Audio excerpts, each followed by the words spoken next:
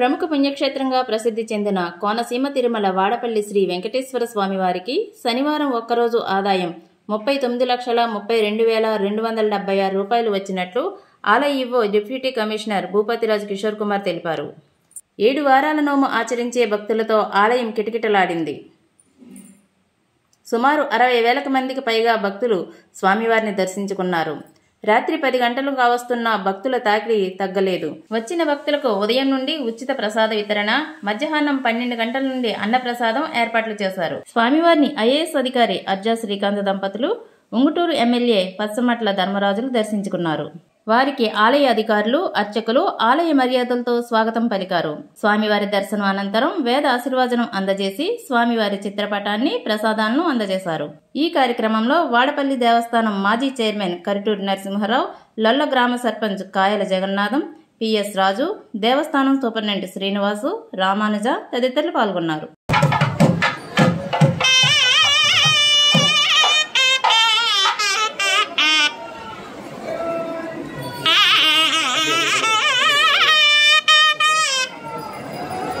ఓం నమః శివాయ.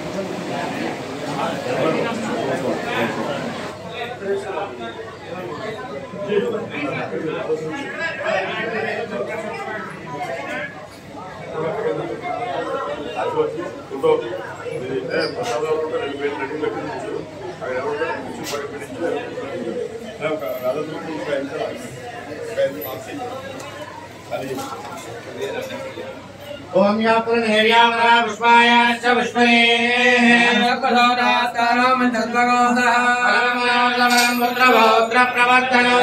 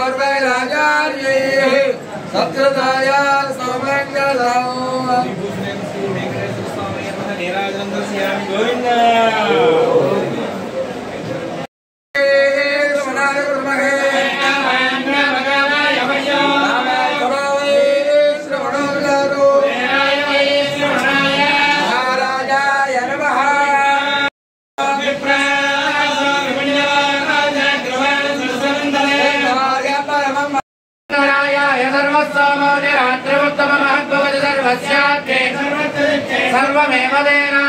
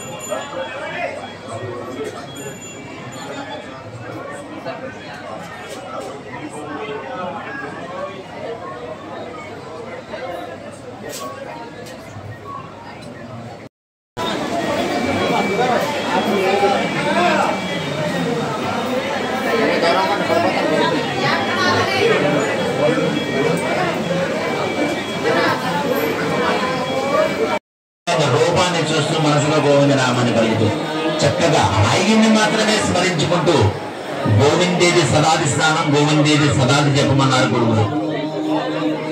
చక్కగా ఆయన నామాన్ని మాత్రమే గోవింద గోవింద గోవింద అని ఆ నామ జపాన్ని జలంగా మార్చుకుని స్నానం చేయాలంటే గోవింద గోవింద గోవింద అంటూ ఆ నామంతో ఆయన సన్నిధిలో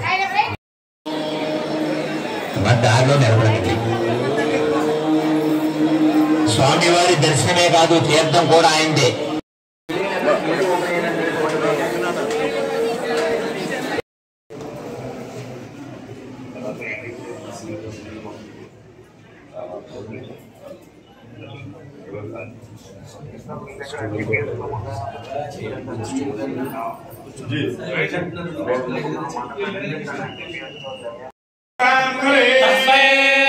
ब्रह्मज ब्रह्मजायुक्तेऽर्तिं प्रजान्दयो ब्राह्मणाविषयवद्धरे वै सर्वदेववेद ब्राह्मणेव सन्ति देवदेवता प्रीणाति पर्याप्यानन्दरायाय सर्वस्तोमोदरात्र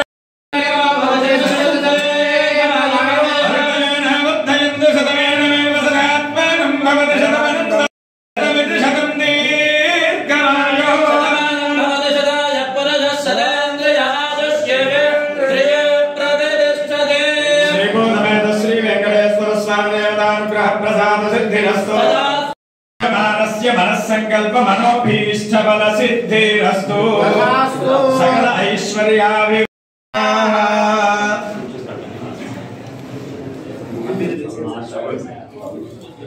ओम जुबं वस्त्राण वे वसावसादय चन्द्राम जव सकलाः अवारतमन्नदानवे सदेन्द्रावरणासुजेरे